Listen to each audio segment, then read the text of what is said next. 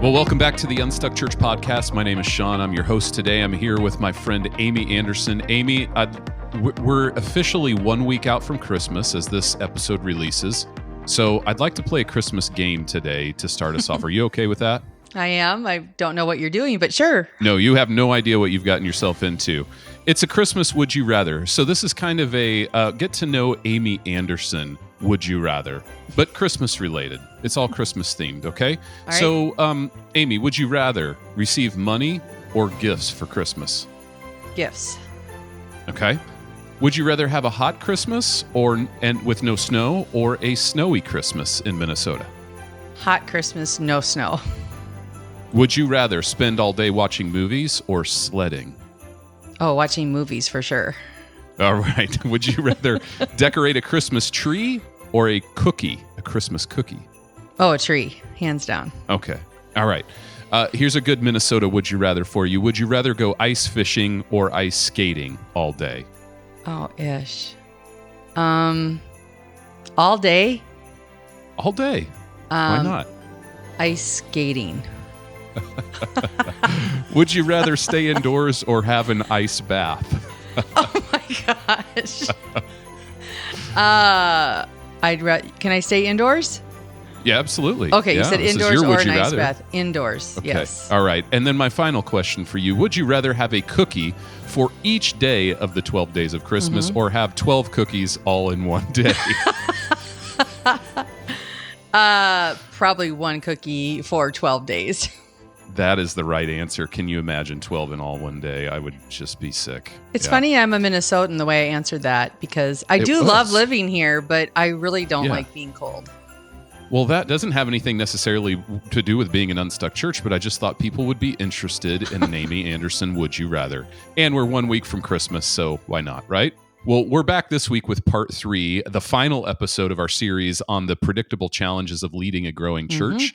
And we've covered the things that can start to feel like crisis related to the people side of growth. And we've covered the challenges that you can expect related to the emotional side of growth. So where are we wrapping things up today, Amy? Yeah, I thought today we could talk about like the systems and structure side of growth, more on the logistics side of things, those practical obstacles that teams start to run into as more and more people show up. And again, that's really fun, but the really obvious issues don't have obvious solutions as we get bigger and bigger as a church. Well, in the churches that have been participating in our leadership cohorts and with the churches that a lot of the churches we're consulting with right now, we are seeing so many churches growing. It's really been a fun season. So fun. And because of that, it's easy for us to sit and brainstorm a list of the systems and structures challenges that they're facing right now. So, Amy, I wonder what was the top of your list? Oh, the top of my list, super easy, under this umbrella of like, how do we make room for more people? It always starts with questions around service times. In fact, I can tell when a church is growing because I get that email, that asks like, hey, what are the best service times, for 3 services or 4 services? And this is where I go, it becomes an obvious challenge, but the solution to this is not always so obvious.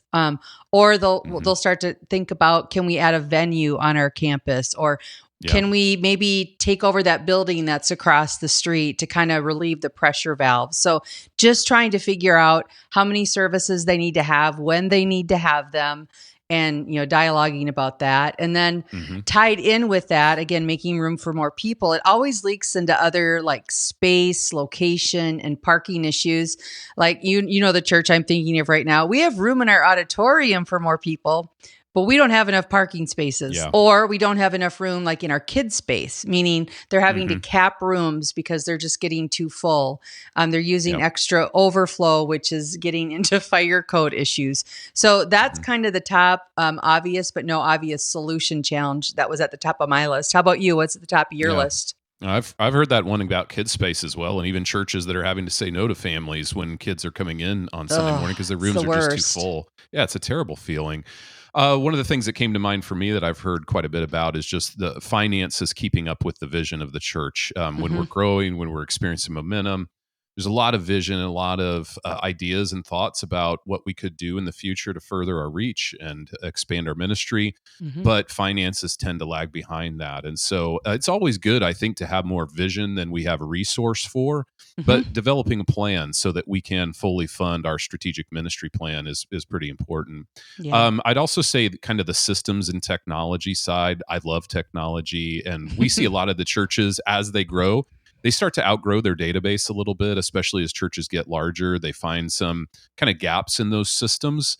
And they discover there's kind of this need to begin to track discipleship, especially as the church grows bigger. We Hmm. want to find ways to leverage technology to make a big church feel smaller. Hmm. And we can do that, but we have to be able to track people and how they're engaging with our church. So there are questions around that have come to the surface. Yeah, I was just talking with an executive pastor. Let me think. I think on Tuesday, and he was saying, I know this sounds weird, but he's like, our app is full, the website's full. It just means like they are now kind of ceilings or caps on what they're trying to do from a discipleship side of things, and frustrated. Yeah. And those aren't Mhm. always quick, easy solutions. You gotta think deeply, and you've got to work through it. So I'm hearing that too. Here's another one. Is this whole process of engagement when you're a growing church.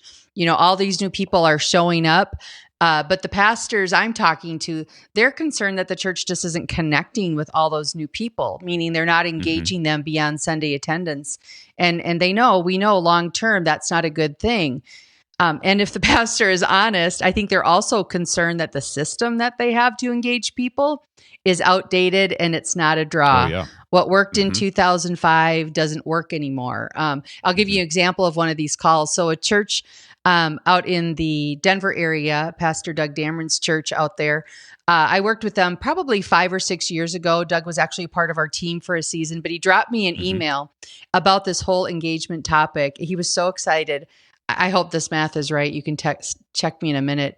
But they had like a 330% growth in people taking their engagement steps. Last year, Mm. 148 people took those steps. This year, 852 did. And that's a Mhm. huge increase. And I'll share a little later what they did. But I know he's not the only pastor who's frustrated with that engagement level of new attenders in high seasons of growth. And maybe just one more with growth. I think many pastors are feeling the pressure that ministry complexity is creating, meaning all the programming is crowding out the essential ministry of reaching and discipling people. Yeah. A great example in real time, since you said we're a week out from Christmas, are all those Mhm. churches right now who are doing Christmas concerts and programs. And 6 months ago, it probably sounded like a great idea. But now that Christmas is at our doorstep, the complexity with extra Christmas programming is zapping all the energy that needs to go into what I call the essential ministry, which is the Christmas Eve services.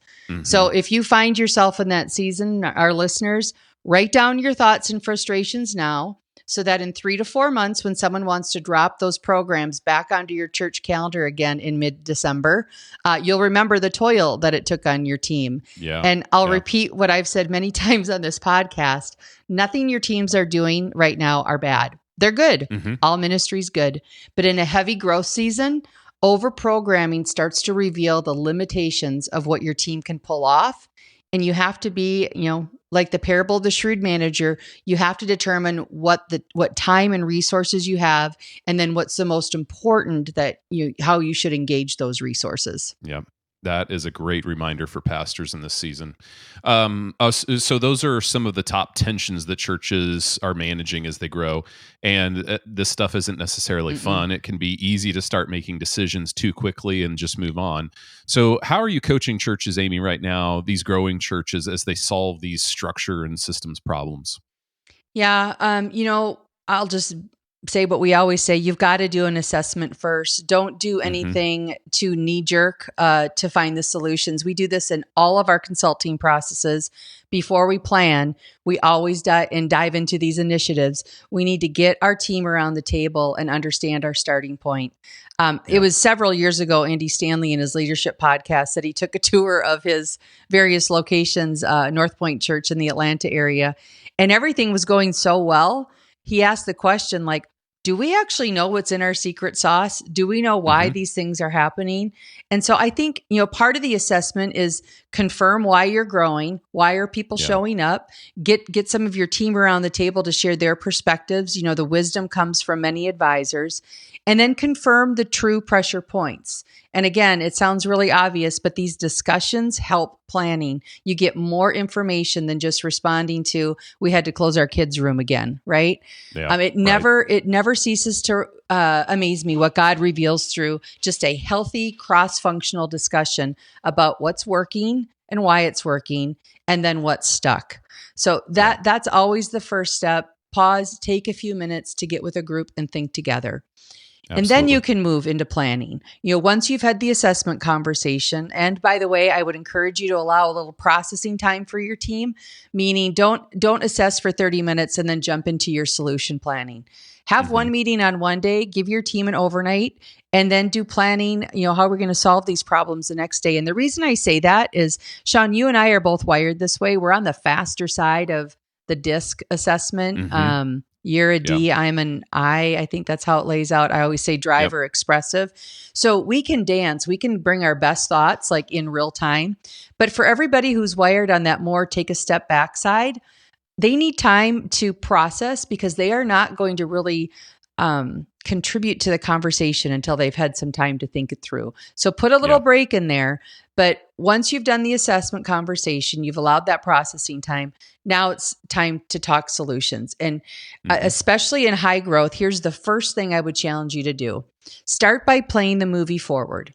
So in other words, if you keep growing like you're growing, when are you going to hit your lids? This is a predictable exercise. Even if you're not growing right now, you should actually do this exercise to say, man, if God starts to trust us with 10%, 5%, 20% growth year over year, when is our auditorium lid going to hit? When is our parking lid going to hit?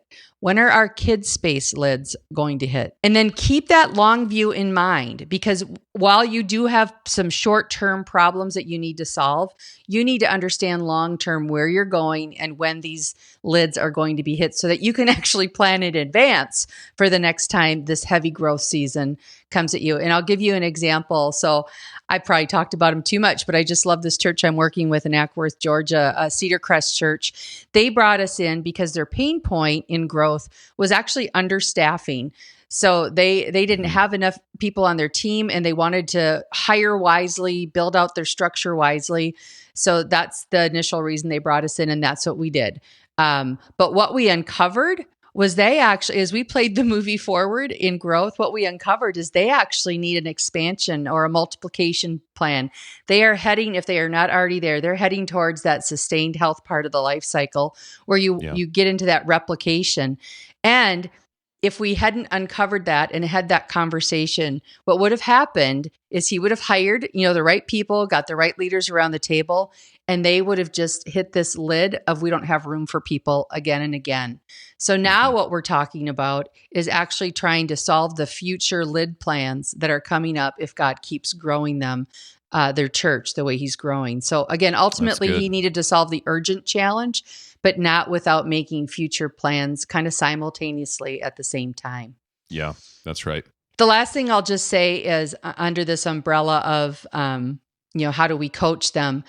We also have to look at structure at this point as well, because when you are growing quickly and you're adding staff to your team, it's a good thing, but structure isn't addressed, we can end up with some staffing complexity that down the road is going to get us into a tangle as well. Some of the issues here is span of care can get out of whack, especially if we have a leadership deficit on our team. Like maybe we're adding a few new leaders, but they haven't been on our team very long. It's very easy with each new hire to just keep giving it to the same one or two people. And all of a sudden they have way too much span of care. Or it's similar, but all of a sudden roles and responsibilities get weird. So now suddenly I'm leading operations and next generation. That's a weird combo. Or I'm overseeing discipleship, and now I'm also overseeing the weekend. And again, for large churches, that kind of gets weird. So we start to build our structure around the people we have instead of having a destination structure that we're building to as we're adding these new members. So Yeah. if that's you, by the way, let me give you just a next step. First, you need to identify your ministry lanes. What are our core ministry lanes? And understand who the leader is over each one of them. You might even have to pause some initiatives. You might have to do some pruning until you can actually get the right people in the right structure in the right place going forward. So just don't miss out on that structure side of things. That's good. And this makes me think, Amy, of the conversation around leadership development. That's really been a hot topic in the last few years. And I think for churches that are growing, it's been more of a hot topic because finding people to hire outside of the organization is so hard right now. And developing people internally, even before all the changes that we've experienced through the pandemic and the great kind of people moving from location to location or state to state, people hiring from within was always a better way to approach our staff, right? Or staffing our church. But I think so many churches now have run into some issues around leadership development because of confusion around what leadership development actually is. It's far more culture than system. And sometimes we're looking for the silver bullet of the plug and play system for leadership development, right? Right. But it is, just like you said, it's really, really difficult, maybe impossible to do if we don't have the right span of care. If someone is trying to care for 12 people, they can't really develop them as leaders as if they were caring for 4 people. And the other piece of this too, I think, is just being able to identify leadership capacity. All of us have a bit different leadership capacity that's God-given to us. And sometimes we've tried to place people in leadership roles that really don't have the right leadership gifting for that role. So getting the right leaders in the right places so that they can develop others, because they're wired, God's wired them to be able to get ministry done through others, to develop other people, is pretty critical as well. So leadership development just came to mind as you were talking through some of those things structurally. Yeah. And if you're unsure about a team member's leadership capacity, I would just test it first before you actually give them a big role. Give them a project, give them something to lead, and just confirm the potential that you see in them before you actually put them over something that's too large. Yeah, that's good. Let me go back a little bit. Again, in these high times of growth, talking about some of the assessment, I think it's really important in those seasons to assess some of your systems. So in that assessment time, when you're talking about what's working and what's stuck, for the ones that feel stuck, take time to evaluate why you think that's happening. Because what you don't want to do is, in growth, just kind of get on this gerbil wheel of pushing broken systems, right? So here's how some of the ways you can do that. Benchmarks are important. It's why we created the vital signs more than a decade ago. In our Learning Hub, if you haven't taken it, I encourage you to get in there and take the Vital Signs assessment. Vital Signs will just give you a good high-level view of where you have health and where you don't. But let me go back to Doug's church that I mentioned at the beginning of the podcast. So he just knew that low number in the hundreds was not, for how they were growing. They had just launched their first multi-site location. He knew that was not a healthy target. And so they put that process under the microscope to try to figure out, what do we need to do so that we can, they probably said double, triple that number. I bet they never suspected they'd be up in the 800s. But he knew that, bad engagement processes leads to a revolving door for the church. And one of the changes that they made was, instead of having a 1 hour, we'll just call it starting point, because everyone knows what that is, this introduction to the church. Instead of having a 1 hour starting point class once a month after the first service, so between the 2 services they ran, they just came to recognize people really don't go to classes anymore. That's 2005. People went to classes. If you could see me talking, you'd see me holding up my phone. People use their phones for a lot of their learning today. And so that's what they gave a try. Instead of a 1 hour class between 2 services once a month, they started to do their engagement process after every service, every weekend, and they made it 15 minutes.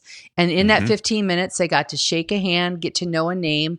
And their biggest desire was to get their email or their, whatever information they would share, phone number, so that they could enroll them in a workflow that what they used to have in the class, they would now get in the form of a weekly email, and they could do it on their own time when they I want to love that. learn. It's right Yeah. there. And all of a sudden, this big barrier of time, class, I don't even know who's teaching it. Right. Oh, you just want me to, stop by over here for a few minutes after service. Over 800 people, started to do great. that. And what Shelley said, she's the pastor over discipleship there, is that this is how Gen Z learns. That they want it to come to them, they want to do it on their own time.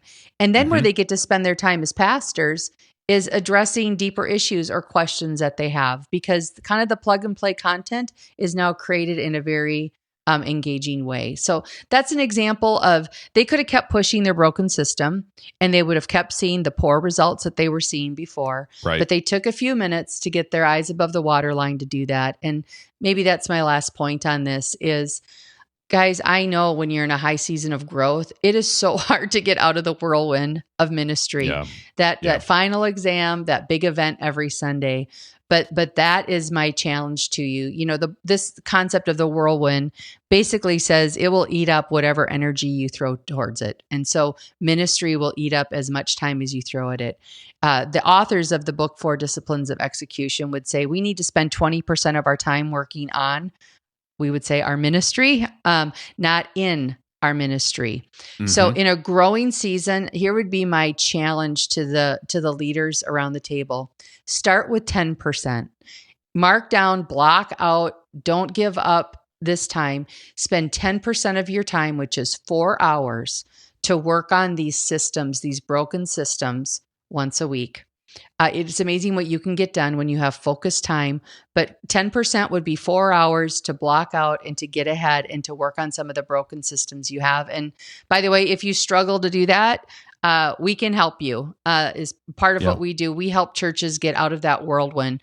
But again, if you don't do it, you're not going to get much return on any other investment, because it's just the nature of the busyness of church. You don't see a lot of change if you give up that time, but you'll see a lot of change if you actually set that time aside. Yeah. Yep. That's really good. By the way, Amy, speaking of the changes that Orchard Church made there in their system, I actually did check your math, and there was a 475% increase. Thank you. I appreciate that. Yeah, you're welcome. So, it just speaks to that importance of those systems changes as you experience the growth are so key. And here's the good thing. I think there are best practices for most of these things. You don't have to just start from scratch and invent solutions. And I think Orchard did lean into some of those best practices, leveraging the phone that people have in their hands almost 24 hours a day, right? Taking short sprints of introducing themselves to people after every single service rather than between services. I mean, those are great kind of best practices that exist. So I would just encourage leaders, take the time to identify what those best practices are. And of course, we help churches with that. We have a unique vantage point, I think, as an organization, as a ministry. We get to see the broader sort of big C church trends, and we see a lot of those best practices. So let's just take service times, for example. You mentioned this earlier in the conversation, Amy.